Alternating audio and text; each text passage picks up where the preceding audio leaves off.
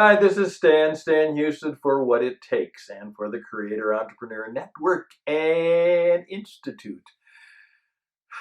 2020 will be over in just a few days, and for the next 3 days, I'd like to take just 5 minutes to share a message for me and perhaps to also share it with you. And so hopefully it'll give us some thoughts and instructions, some ideas and insights about how we should live. One of my mentors, Eugene Peterson, the author of The Message, left this message. It is obvious what kind of life develops trying to get your own way all the time. Repetitive, loveless, cheap sex, a stinking accumulation of mental and emotional garbage. Frenzied and joyous grabs for happiness. Trinket gods and magic show religion. Paranoid loneliness. Cutthroat competition.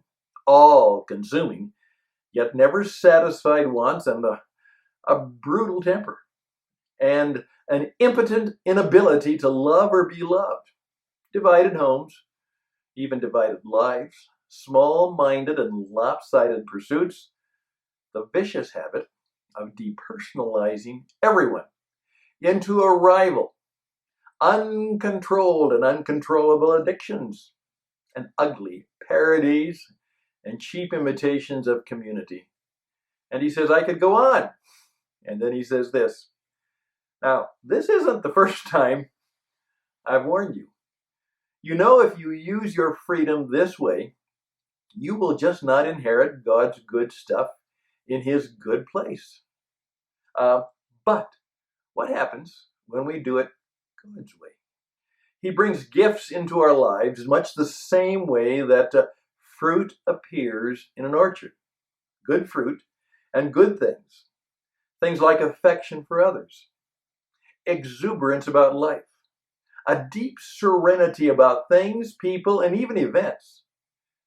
We develop a willingness to stick with things, to keep pressing on, a sense of compassion, even deep kindness in our heart, and the conviction that, there is a basic holiness and goodness that can permeate all things and even in all people. We find ourselves involved in loyal commitments and yet not needing to force our way in life. We are able to marshal and direct our talents and our energies wisely.